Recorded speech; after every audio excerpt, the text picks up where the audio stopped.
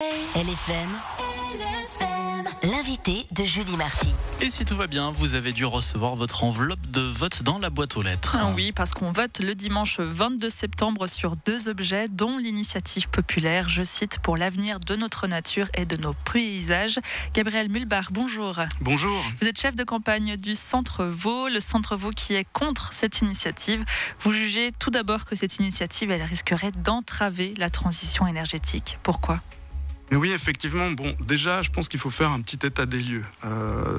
Les initiants ne sont pas en train d'inventer quelque chose dans la Constitution. Il existe déjà l'article 78 qui adresse exactement cette thématique.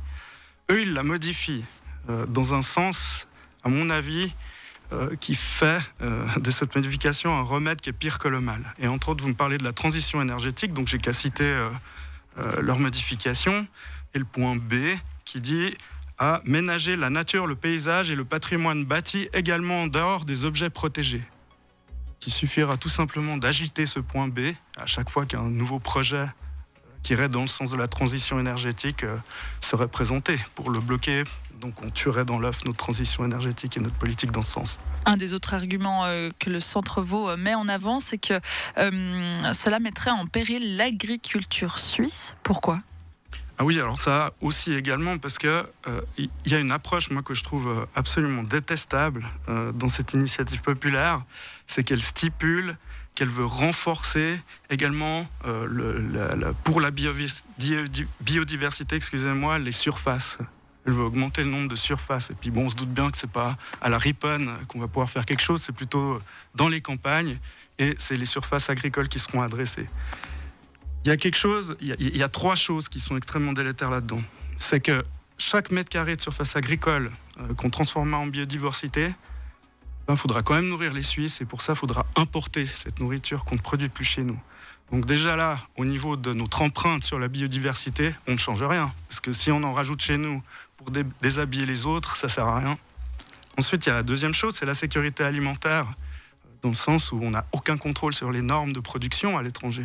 Donc on va pouvoir importer des produits. Il y a eu des scandales alimentaires sur des pâtes qui ont été sortis par l'émission ABE à propos du glyphosate. Je pense que pour le consommateur, c'est un véritable problème.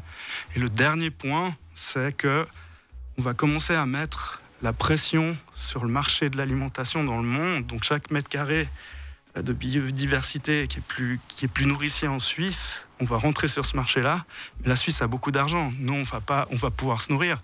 Mais la loi de la concurrence fera que ceux qui ont le plus de peine à accéder à l'alimentation, on va participer à leurs difficultés. À vous entendre ce matin, Gabriel Mulbar, cette initiative, elle serait beaucoup trop extrême. Ce serait quand même un petit peu dangereux si cette initiative, elle devait être validée, acceptée dans les urnes le 22 septembre prochain. Pourtant, l'initiative, elle ne propose aucun chiffre, autant au niveau des pourcentages de surface à protéger que sur les moyens financiers à déployer. Qu'est-ce que vous craignez ?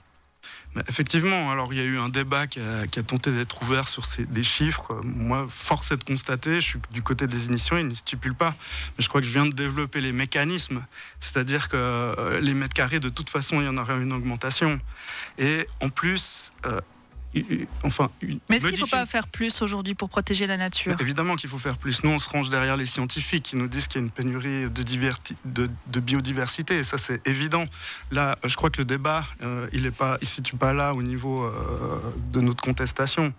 Et d'ailleurs, en parlant de ça, il y a quand même une stratégie, la stratégie 2012 de la Confédération qui adresse quand même 26 mesures et 236 millions de francs chaque année. Alors, je veux bien entendre les initiants, ça ne va pas assez vite. C'est pas assez efficace, mais c'est à ce niveau-là qu'il faut adresser le problème. Parce que c'est un peu trivial ce que je vais dire, mais les animaux, les végétaux, ils vont pas pousser aux endroits où la Constitution dit que c'est une zone de réserve. C'est les mesures qui sont mises en place à ces endroits qui vont être efficaces. Parce que le texte, il vise à davantage protéger la faune et la flore en mettant par exemple plus de moyens à la biodiversité. En Suisse, quand même, on le rappelle, un tiers des animaux sont menacés ou déjà éteints selon l'Office fédéral de l'environnement. Vous parlez de la stratégie de la Confédération, mais est-ce qu'il n'y a pas urgence d'aller plus loin, d'aller plus vite ? Oui. Alors là, je vous rejoins complètement, je rejoins les initiants, mais de nouveau, pas en modifiant la Constitution, en créant des effets pervers que j'ai décrits avant, mais bien en adressant la stratégie 2012 de la Confédération, et puis en augmentant les moyens à ce niveau-là, et puis le centre sera tout à fait d'accord de discuter avec les initiants à ce sujet. Mais moi, je pense qu'il y a quelque chose d'extrêmement grave. Si vous voulez regarder, en 1940, la Suisse a mis en place ce qu'on appelle le plan Wallonne. C'était dans un contexte géopolitique, c'était la Troisième Guerre mondiale, compliqué.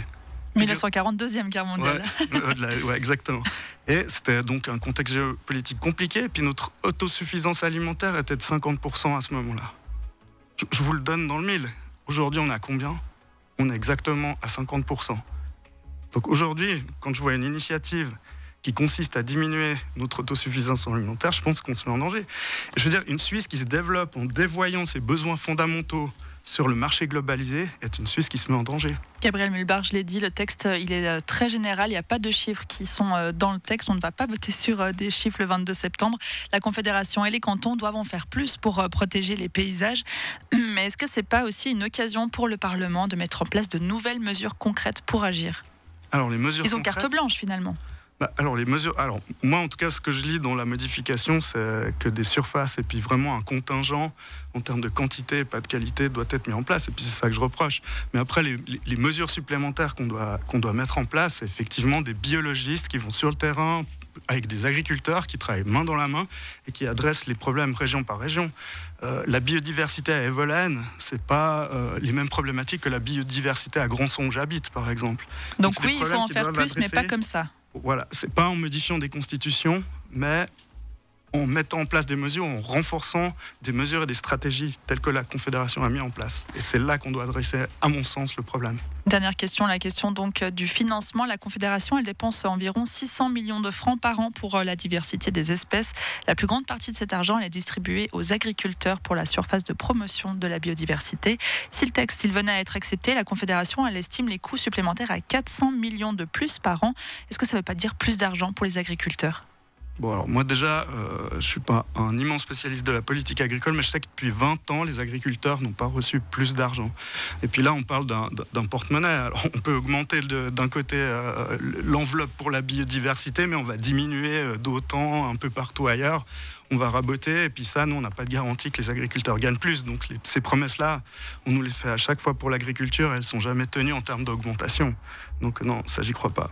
Le Conseil fédéral et le Parlement rejettent l'initiative. Au niveau politique, l'initiative elle est soutenue par les Verts libéraux et le Parti socialiste. Gabriel Mulbar, vous êtes chef de campagne pour le Centre Vaud et vous êtes contre cette initiative. Résultat dans les urnes le 22 septembre. Merci beaucoup, 7h27 sur LFM.